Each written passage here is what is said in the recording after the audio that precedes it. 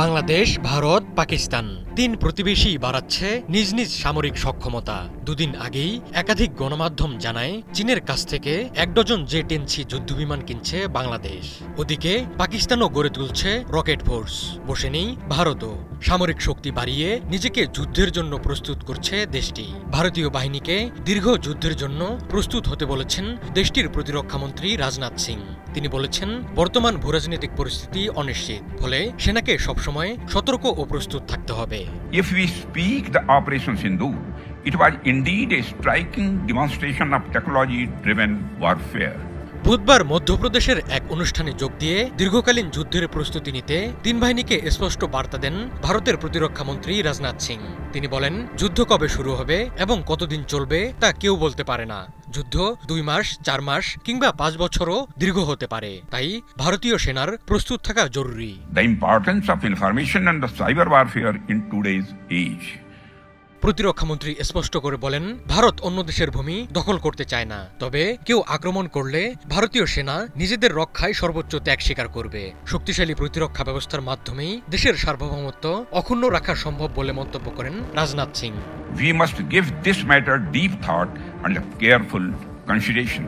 রাজনাথ সিং বলেন, এখন আর কোন পক্ষের সেনার সংখ্যা কত, কাদের কাছে বেশি সংখ্যক অস্ত্র আছে সেটা যুদ্ধ জয়ের জন্য বিবেচ্য নয়। এখন সাইবার যুদ্ধ, আর্টিফিশিয়াল ইন্টেলিজেন্স, ড্রোন, স্যাটেলাইট ভিত্তিক নজরদারি ভবিষ্যৎ যুদ্ধের নিয়ন্ত্রক। যে কোনো যুদ্ধে জয়ী হতে হলে এখন প্রধান চালিকা শক্তি হতে চলেছে ডেটা।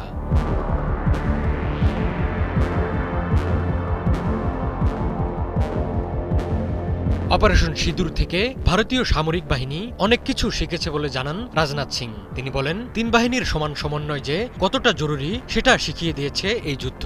ভারতের দেশীয় প্রযুক্তি ও প্রতিরক্ষা সরঞ্জাম এখন এক নতুন উচ্চতায়। আত্মনির্ভরতা আর কেবল একটি লক্ষ্য নয়, বরং ভবিষ্যতের অপরিহার্য বলে মন্তব্য করেন প্রতিরক্ষামন্ত্রী। তিন বাহিনীকে সতর্ক করে তিনি বলেন, দীর্ঘ সময় ধরে যুদ্ধ চলতে পারে। এই সম্ভাবনা মাথায় রেখেই নিজেদের পূর্ণ প্রস্তুত রাখতে হবে।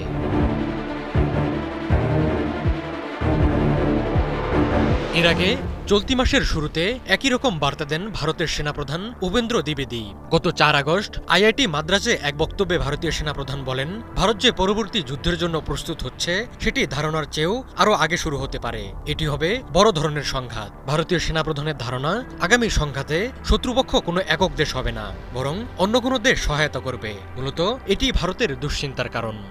And that is the technological consciousness which I am expecting from all. So from muddy trenches to Internet of military things, this is what is the kind of a arena what we are looking at.